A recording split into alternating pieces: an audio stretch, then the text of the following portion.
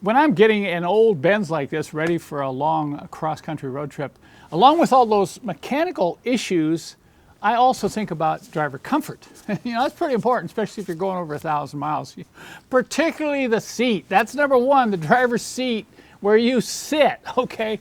And you know these old Benzes can have bad seats, and let me tell you, that can be very painful on a really long trip. The other thing a lot of people miss is the steering wheel. You can't believe how many of these old Mercedes, 1985 and older, that have these rubberized steering wheels with the steering wheel rubber starting to deteriorate. And you can't believe on a trip, you know, having the rubber moving around while you're driving is not very fun either. So there's a couple ways to fix this. Obviously on the steering wheel, I'm going to replace it. I've got a good steering wheel out of my used part stock. What we're looking for is grabbing a hold of the rubber here and making sure this doesn't twist on the steel frame. A lot of times you'll just take your rubber like this and you'll see chunks out of them as well. This one here, you can see that it's just rotating. See that? Rotating back and forth. So I'm going to take this wheel off and replace it with this one. It's not a hard job, and then I'll go out on the road and make sure I get it lined right. You don't want to be driving with the steering wheel, you know, half cocked to the side when you're going straight down the road. As far as the seat, you know, this seat's pretty good. I can get in here and sit on the seat, and what I do is I lean one side to the other like this and kind of see if there's a difference. And if you're getting a lot of sag on this corner and it's dropping off on you, it usually means you have broken seat springs. But this seat is actually quite comfortable. Really, for a W123, I'm sitting down in there. I have good support, good lumbar support. The back is stiff, so I'm not going to have to do anything with this seat. Now, if you do have a seat issue, you know, what I like to do is try to find an original good cushion. You know, I've seen a lot of these seats repaired with foam from like a furniture shop, and they never feel quite right. If you can find a good original cushion out of a right side seat that fits the left side seat, then go ahead and pull the cover off. I have a book on how to do that. Pull the seat out, pull the cover off, and replace this cushion.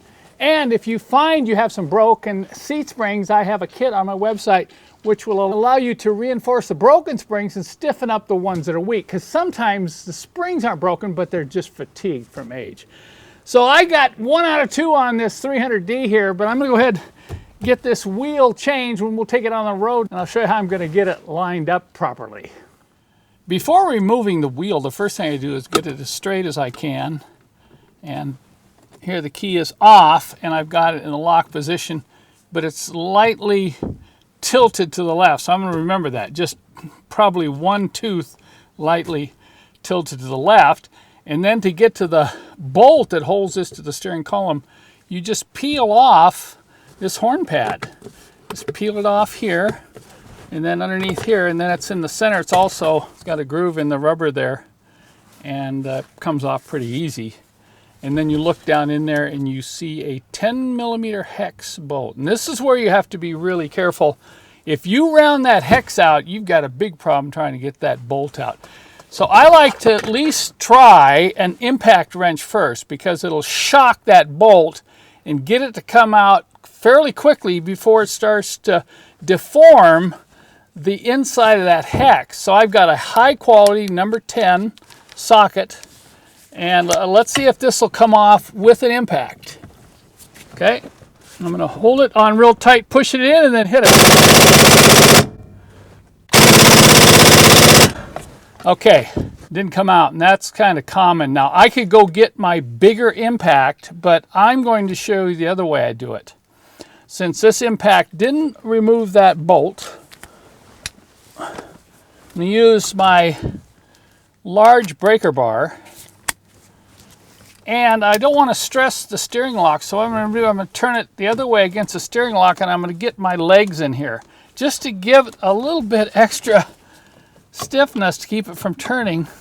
And then I'll bring it down into the lock position like this, and I'm going to just wrap on it, because you don't want to sit here and just turn it slowly. Once again, that could start to round out in the hex. Let's see if I can break this loose by wrapping on it. Wow. I can't believe it. This could be a problem. I wasn't planning on this. One more attempt.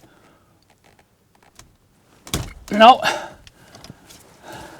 I'm going to put it up here this way and see if I can get it to get it down a little bit lower.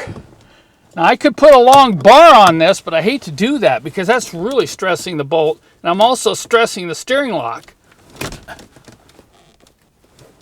Ah! I got it! Look at that. Woo! I worked up a sweat on that one. Well, that was a good visual lesson. Like I said, I wasn't planning. That's one of the worst ones. You can see what you're fighting against. These are put on very tight at the factory for safety reasons. They're also put on with Loctite. And when I install this back in, I will use thread locker. You can see the blue thread locker on that bolt. This is really a safety issue. So anytime you have this off and reinstall it, be sure and use blue thread locking compound. Once this is out, the steering wheel just comes off. Okay, I'm going to remember the position. So I'm going to pull this off and just take the other wheel, pop the horn pad off. Now I saved the bolt when I removed this one. Let's see which bolt is in better condition.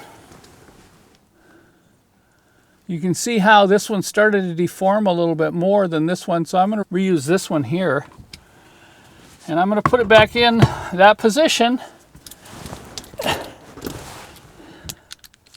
And I'm going to install it and tighten it down.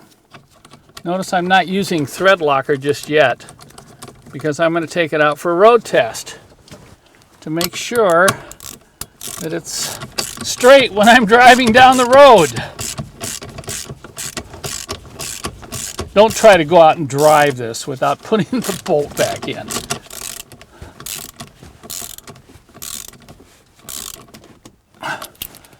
But look at that. Look at how nice that is. That's nice and stiff. I got good texture on the wheel.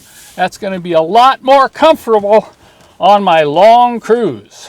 Of course, you want to get out on a nice side road with no traffic to do this. And you can see right here that I'm going straight. And I don't think I can make any improvement on this. Now, if you have a lot of play in your steering wheel, well, you got another issue to contend with. But this looks pretty good.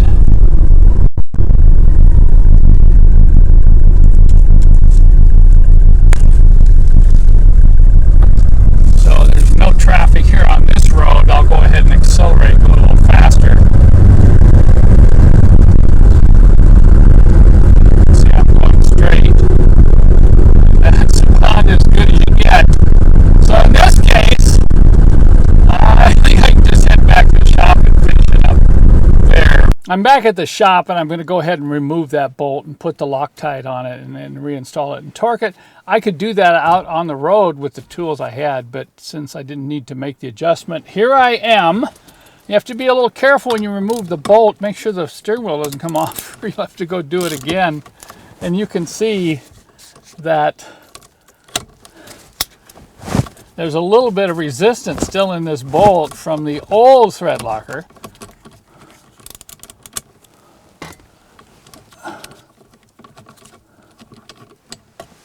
Okay.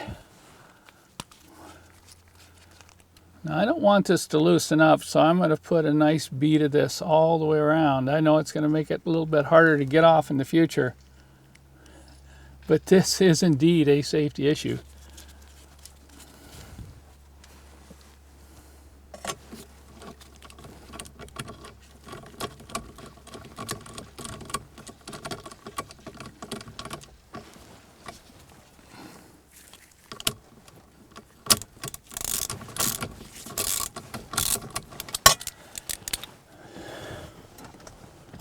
Okay, we're going to torque this to 60 foot-pounds. Once again, I'll hold it with my legs, take a little bit of stress off the steering lock, and I'm using a beam-style torque wrench so I can really see it come up to torque. Here's the beam style so you can see it in the video. Okay, there's 60 foot-pounds. All right. Now when you snap this horn pad back on, start in the center. And make sure it snaps into the center first. You may have to kind of pry it like this and get it to work into the center.